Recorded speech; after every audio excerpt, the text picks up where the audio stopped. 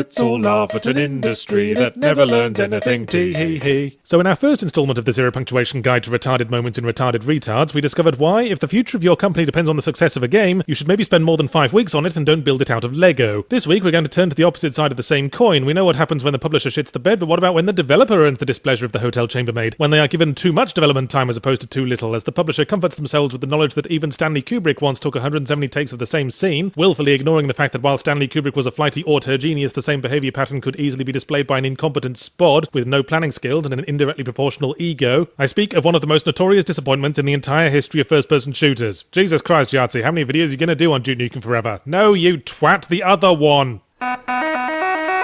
I was slightly surprised to find Daikatana available on Steam, but even more so by the feature list. 25 glorious weapons to collect and utilise, 2 highly trained sidekicks to watch your back. I'd have said it was being sarcastic if I thought publishers had any self-awareness at all, but realistically everyone knows that its infamous reputation is the only reason this game is on Steam, and the blurb should have read, roll up, everyone come and see the freak. I was surprised that the Steam version seemed to run alright, as on launch the game was notorious for running horribly with many issues, like a paperboy with polio, but I guess some things got fixed in post. For one thing, there's an option to disable the limited save gem system, although sadly not one to make it tear itself from the game and commit seppuku on your living room floor. Anyway, I started the game and it opens with a suffocatingly boring intro cinematic written by a real go-getter who refused to let his obvious ineptitude at writing stories get in the way of writing a huge pile of story that is now going to get shoved in your face like an ether-soaked rag. I die a lot in Daikatana, or should I say John Romero makes me his bitch a lot, but on only about 50% of those deaths was I completely certain of what it was that had killed me, and most of those because it had been my own weapon. There seem to be even odds whether or not an explosive weapon will blow up in your face with every use, and the last weapon you find in the first chapter is some kind of bouncing death sphere that might as well rename the fire button to immediately destroy self. And when weapons aren't actively plotting against you, they're just mystifyingly awkward to use. Under what circumstances could anyone need a shotgun that fires 6 times with every use, other than being an American police officer? And as for our highly trained sidekicks, they're only highly trained by the standards of sea monkeys. Every level exit obstinately folds its arms and blocks you until you have both NPCs with you, and chances are good they will be 3 rooms back frantically sprinting into a wall, or more likely each other, until you have to start manually guiding them along the hallways with a fucking snow shovel. So the game's shit, but you knew that already. The rich, creamy brownness of its shit was the perfect fall to end a story about pride. John Romero was the auteur golden boy behind Daikatana, as should be well known by all the people who are now his bitch, formerly of id Software, who got his new studio off the ground basically it seems by saying, hello, I made Doom and Quake, and then rubbing his thumbs and forefingers together. And so he declared his intention to realise his brilliant ideas, unhampered by all those lame, sensible people with their logic and humility and realistic estimates of time management. He planned out an epic adventure set over 4 time periods, dripping with a huge variety of monsters and weapons like his hairdo dripped styling product, and declared it would be done in 7 months, at which point id collectively rolled its eyes, did a little finger gun gesture next to its temple, and released Quake 2, a game that's about as much fun as inspecting an architectural plan through a brown quality street wrapper, but which was the cutting edge of tech at the time, and clearly nothing else would do for Romero's big hungry baby. See, that's the trouble with the cutting edge, it's hard to stay on because it's very thin and it keeps moving as it hacks at your balls. 7 months turned into 3 years, but while that could be forgiven, the key word of the whole debacle was hubris. Romero had a vision for designer-centric development, noble in itself, but queered by an ideal of a rock star developer image, publicly blowing money on penthouse studios and flamboyant lifestyles. But a rock star is obliged only to write some good tunes, sweat on some people, and coke themselves off their balls. Developing a game, it turns out, is actually quite hard. As negative press grew and grew concerning nepotism and mass resignations, and full-page magazine ads informed a restless gaming public that they were John Romero's cellmate and he'd claimed the top bunk, as it were, outright hostility was brewing. At this point, the universe takes 2 paths, one in which Romero spearheads a bold artistic movement in game design as a misunderstood genius, burdened with the egotism that often strikes the auteur, or Romero is forever lambasted as a boob, so massive that even the most determined baby would struggle to get its gob around it. And which universe we ended up with hinged on one thing, Daikatana not being a pile of execrable garbage. Better luck next time, universe!